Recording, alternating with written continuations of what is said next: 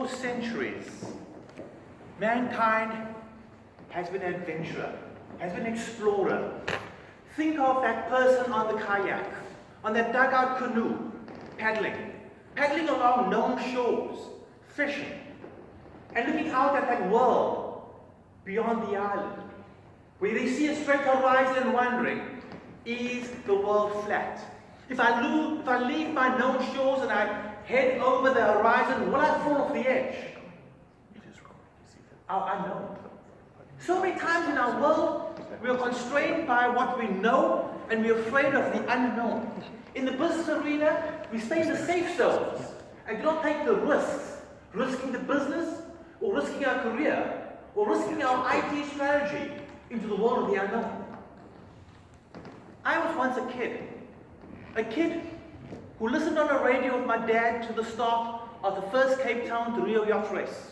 And these men and women talking about their planning and their preparation to race across the Atlantic Ocean from Cape Town, South Africa to Rio de Janeiro. I was dragged in that adventure. And on the day of the race, my dad took me to Signal Hill. This is where they fired the cannon for the noonday gun. We went there to watch the start of the race. My curiosity was fueled. But on a side note, Signal Hill is where they fired the noonday gun when the ships came into Cape Town, into Table Bay, and they would set their chronometer. It is their chronometer at noon and the accuracy that enabled the captains of those vessels to figure out exactly when it was noon, high noon. Because they needed high noon for navigating. They needed high noon to know where they were going to be, where they were going. And so when we start taking all these elements of the fear of the unknown, and you combine with that sense of adventure, that sense of curiosity, looking across the horizon and going into the unknown, we need to have certain consistencies. We need to know when it's high noon, so that we can set a chronometer, so we can then use that to figure out our longitude. And by knowing our longitude, we are able now to move beyond. We can now take the chart and discover that there are worlds beyond the horizon, that when we reach the edge, we will not fall off on the other side.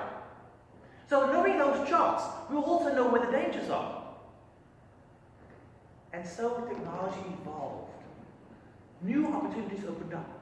There was this amazing spice route and the voyage of discovery, the early entrepreneurs who went out with their ships, their leaky boats, beyond the canoes to find great wealth, captivated the ability of longitude. The sextants came along. They had their compass. They knew where they were. They knew where they had to go. They tried to find the way to get there following the compass course. But when they lost sight of land, they needed the sextant to help to identify exactly where they are on the planet in relationship to the dangers. But in the business arena, we don't only just leave our known, we also have to face the unknowns that will come along. As that ship's captain and those crews encountered severe storms and calms, it knocked them off the route and they became adaptable. How are you going to adapt to the changes in the business arena? How are you going to take your technology and utilize it to move your business forward? My chance as a sailor came. I eventually fell in love with the sport. And eventually the time came for me to sail away from my own shores.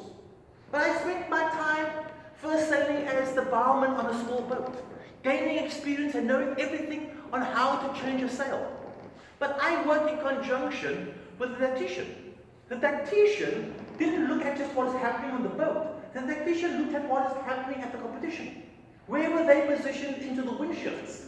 And how would we exploit those wind shifts? Were there gusts coming and we had to shorten our sails?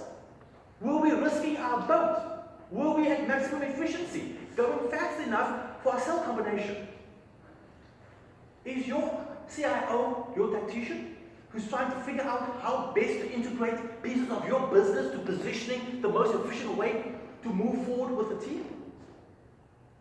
There's the sail trimmer. That sail trimmer basically looks at the angle of the wind and figures out out what is the optimal way to maximize the speed. And as we maximize the speed, it doesn't matter to the tail trimmer where we're going. His only or her only single job is to get there as fast, as efficiently as possible. So it comes down to our helmsman. A helmsman knows the compass course. A helmsman knows where the start line is, and he knows where the marks of the course are. And it is his or her job to steer us as effectively to that course. It is up to the tactician to look outside to see where the competition is and what are those risks of those competitors. If you're on port tack, you have right of way. If you're on starboard tack, you've got to give way.